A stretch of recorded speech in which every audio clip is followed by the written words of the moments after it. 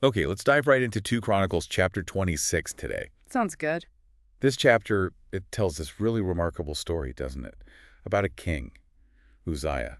Starts incredibly well, lots of success, power, fame. Immense success, but then, yeah, a really dramatic fall. Exactly. And the chapter itself, just reading the text, it gives us, well, some powerful insights into things like power, humility, and, consequences. Right. So our goal here is really just to walk you through those key moments in the chapter, kind of unpack what the text itself says, and help you see the arc of his reign based purely on this source. Perfect. So it kicks off with Uzziah becoming king. He's young, like really young. Just 16, yeah. Takes over from his father, Amaziah. 16. And there's this detail, isn't there, about the people?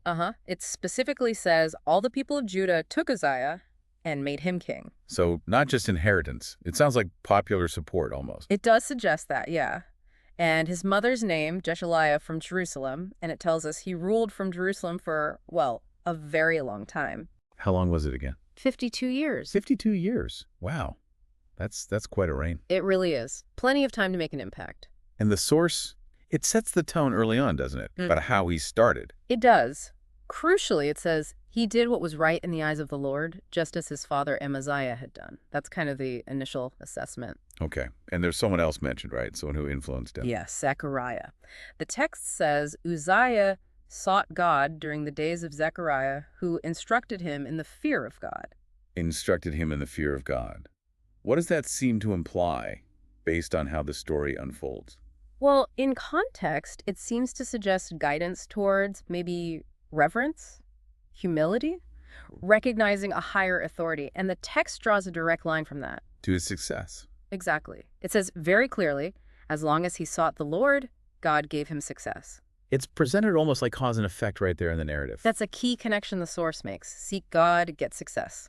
And then it immediately shows you what that success looked like, militarily, for instance. Right, the campaigns against the Philistines. Yeah, he went to war, broke down the walls of major Philistine cities like Gath, Jabneh, Ashdod. So he's not just defending, he's on the offensive. Definitely. And more than that, it says he rebuilt towns in their territory. So it's conquest, but also consolidation, asserting control. And the source emphasizes divine help in this, doesn't it? It does, repeatedly. God helped him against the Philistines and also against others, the Arabs in Girbal, the Munites.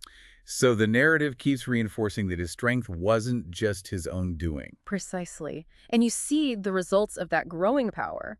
The Ammonites start bringing him tribute. Okay, so neighboring kingdoms are acknowledging his strength. And then there's that line about his fame spreading as far as the border of Egypt. Egypt. That's a big deal for that time and place, right? A very big deal. Egypt was a major power. For his reputation to reach that far, well, it tells you something about the level of influence and recognition the source wants to convey he had. Gives you a real sense of scale. But it wasn't just military stuff. He was a builder, too. Oh, absolutely. Big time. In Jerusalem itself, he strengthened the defenses, built towers at important points, the corner gate, the valley gate, the angle of the wall. Fortified them. So investing in the capital's security. Makes sense. And it wasn't just the city. Out in the desert areas, he built towers too and dug many cisterns. Cisterns. Why out there? The text connects it directly to his extensive livestock in the foothills and the plain. Water sources would have been crucial for supporting large herds. Ah, right. Practical infrastructure for the kingdom's economy. Exactly. Shows a strategic approach. And he was also involved in farming. Yeah, there's that little detail I liked. For he loved the soil. It's a nice touch, isn't it? Says he had people working fields and vineyards in the hills and fertile lands.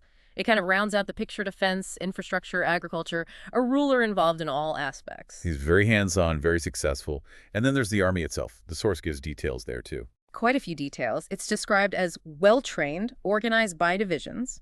It even names the officials in charge of mustering them, Jeiel, Messiah, under Hananiah. Okay, so a structured military command. And the numbers. They're pretty specific. 2,600 family leaders over the fighting men. And the total force. 307,500 men. Described as trained for war, a powerful force.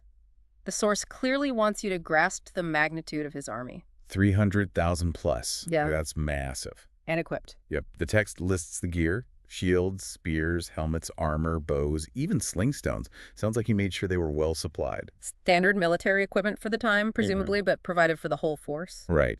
But then there's something maybe less standard, the technology aspect. Ah, yes. The machines. Tell us about those. This is really fascinating. It says he made machines in Jerusalem designed by skillful men. Okay. What kind of machines? Well, they were for use on the towers and on the corner defenses to shoot arrows and hurl large stones. So, like, defensive artillery, siege engines mounted on the walls. It certainly sounds like it, based on the description in the text. It suggests a level of technological innovation in his defenses, not just numbers, investing in skilled design. Wow.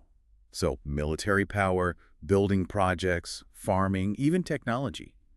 His success was broad.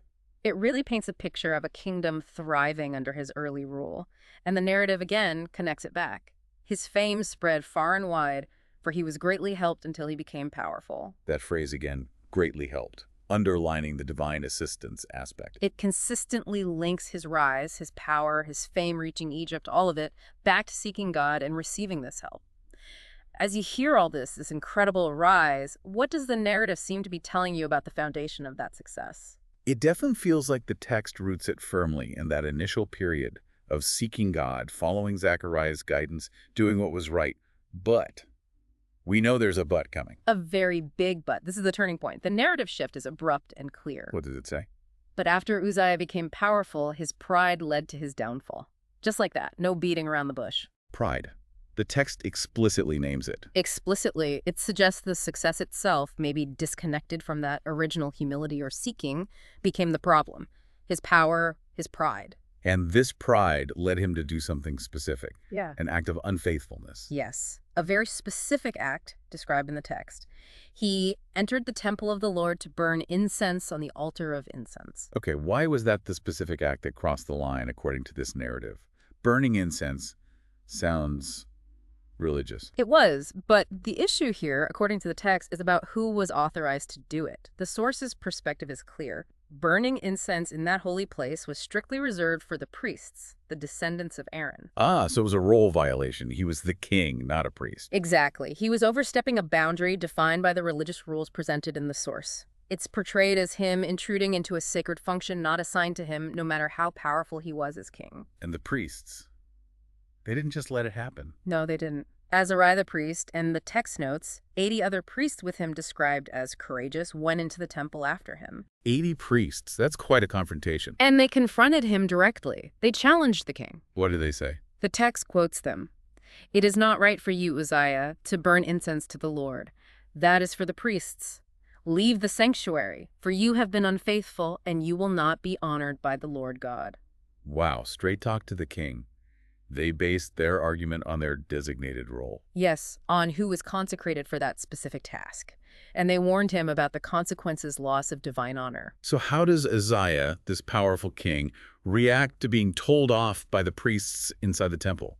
He's holding the censer, ready to burn the incense. His reaction, according to the source, he became angry. Angry, not repentant or understanding. No, rage, defiance. And the text puts the consequence right in that moment of anger. What happens? While he was raging at the priests, leprosy broke out on his forehead. Leprosy. Ah. Immediately, just like that. Instantly, it seems, based on the description.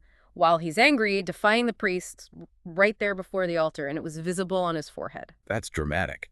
How did the priests react when they saw it? Urgently. Azariah and the others saw the leprosy and hurried him out. They knew what it meant. And Uzziah himself. Interestingly, the text adds that he was also eager to leave. Why? Did he realize what happened? The text gives the reason. Because the Lord had afflicted him. It frames it unambiguously as a direct divine consequence for his actions and his anger. And this wasn't just a temporary thing, was it? This leprosy. No, it changed everything. The text states, King Uzziah had leprosy until the day he died.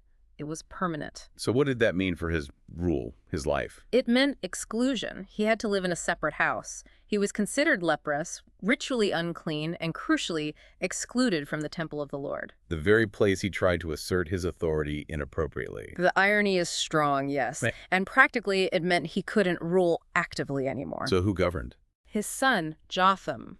The text says Jotham took charge of the palace and governed the people. Uzziah was king in name, perhaps, but his active reign effectively ended with that incident in the temple. What a fall. From immense power and fame to exclusion. Does the text mention how his story was recorded? It does. It notes that the prophet Isaiah, son of Amoz, recorded the other events of his reign from beginning to end. So it's presented as a historically significant reign within the context of this book. And his death, his burial. Is there anything significant there? Yes, this is perhaps the final stark point the narrative makes. It says he rested with his fathers, which is standard, but his burial. What about it? He was buried near them in a field for burial that belonged to the kings. Notice, near them in a royal burial field, but apparently not in the main royal tombs with his ancestors. Why the distinction? Does the text say? It gives the exact reason people gave. For people Yeah. said he had leprosy. Wow. So the very reason for his downfall and exclusion in life followed him to his grave, and it's explicitly stated as the public reason for his separate burial. Exactly. That final detail is incredibly telling. It's a powerful bookend to a story that started with fame reaching Egypt. His final identifier, the reason for his separation even in death, was the consequence of his prideful act in the temple. It really brings the whole arc together, doesn't it? From seeking God and achieving unparalleled success, To letting pride lead to overstepping boundaries, ignoring warnings. resulting in immediate, lasting consequences described by the source as divine affliction, leading to exclusion in life and even a marked grave in death. It's quite the narrative arc presented in this single chapter. It really prompts you to think, doesn't it? What does this story, as told here, suggest to you about that balance between power and humility? About respecting boundaries, even when you're at the height of success? And it makes you consider how the text connects Uzziah's downfall so directly to that specific act of pride and unfaithfulness. It presents a clear link. Absolutely. And that final detail about his burial. He had leprosy. That's the final word in the source about this once mighty king. It leads us with a question, really. What does it signify, according to this text, that even immense power and a history of incredible success didn't shield him from the described consequences? What does that detail about his final resting place tell you about the message this narrative intends to convey?